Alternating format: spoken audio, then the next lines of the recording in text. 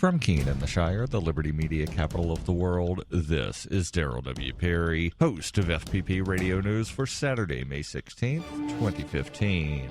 Silver is trading at $17.50 per ounce. Gold is valued at $1,224 per ounce. And according to BitcoinAverage.com, the average price of Bitcoin is $240.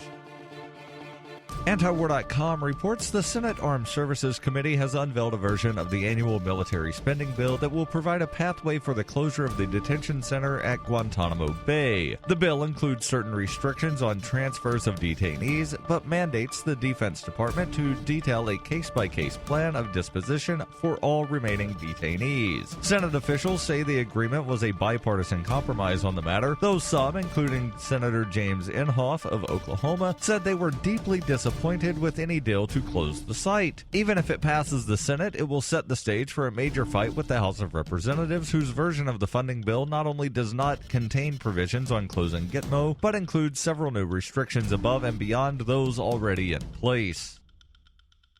ExpressCoin is the best choice for buying Bitcoin, Litecoin, Dogecoin, and more. ExpressCoin prides themselves on their customer service, so much so that the back end on the website should allow them to be even more focused on your needs. Get your cryptocurrencies with money order, check, wire transfer, or cash deposit. Get started at expresscoin.fppradio.com. That's expresscoin.fppradio.com.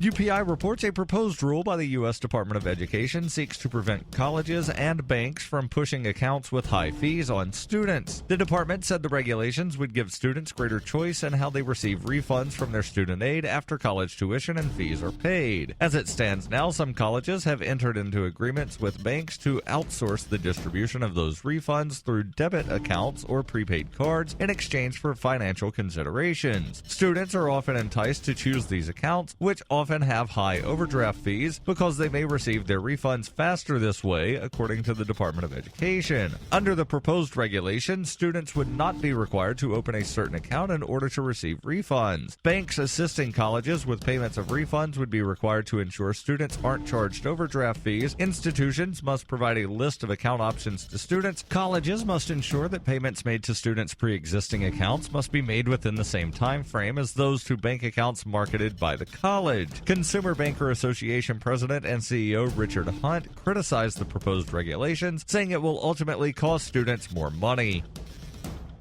For over 35 years, Robertson Roberts has been a trusted source for buying and selling your investment-grade precious metals. They also take Bitcoin for precious metal purchases and permanently removed the minimum purchase order for all orders paid in the digital currency. Call Robertson Roberts today for knowledgeable advice on investing and a forward-thinking approach to new technologies. 850-478-5270 or online at rrbi.co.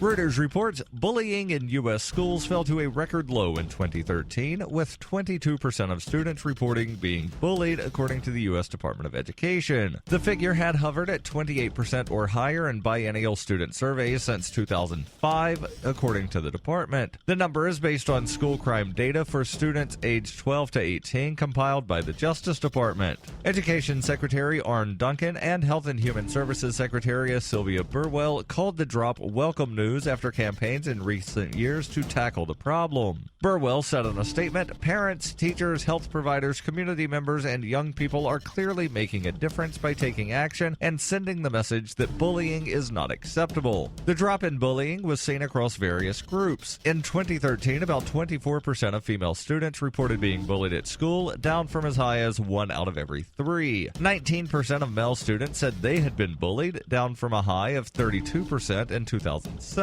Bullying is more common in lower grades, with 28% of 6th graders and 23% of 9th graders reporting being bullied. The figure drops to 14% for high school seniors. The figures are based on a poll of 4,942 students done for the School Crime Supplement to the Justice Department's National Crime Victimization Survey. The Education Department said there were 3 types of bullying: physical, social, and verbal. Students who are bullied are more likely to struggle in school and skip class.